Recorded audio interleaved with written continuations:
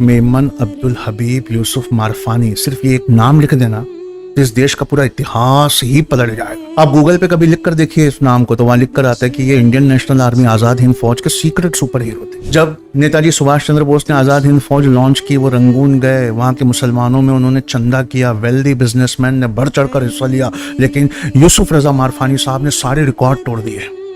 उन्होंने अपना सारा कैश, सारी ज्वेलरी, सारी प्रॉपर्टी लाकर नेताजी के कदमों में रख दी और रख कर उन्होंने कहा कि हुजूर, ये मेरे पास जो कुछ था मैंने दिया। कितना था? 1,03,00,000।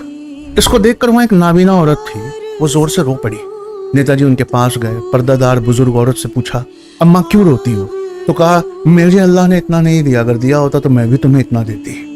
नेताजी ने उनका हाथ पकड़ा, सबके सामने लाए और कहा, वो देखो, तुम में से जिसने भारत माता को नहीं देखा, देख लो। ये सुनकर यूसुफ रजा मारफानी का कलेजा और बाहर आया।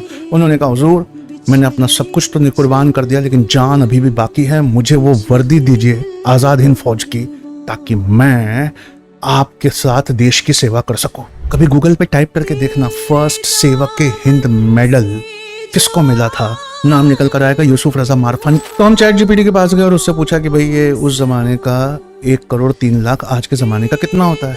तो चैट जीपीटी ने क्या किया कि कंज्यूमर प्राइस इंडेक्स 1944 का, कंज्यूमर प्राइस इंडेक्स 2025 का डिवाइड किया 2011 को बेस बनाकर, तो उस जमाने का 1,03,00,000 आज 3,126 करोड़ होता है।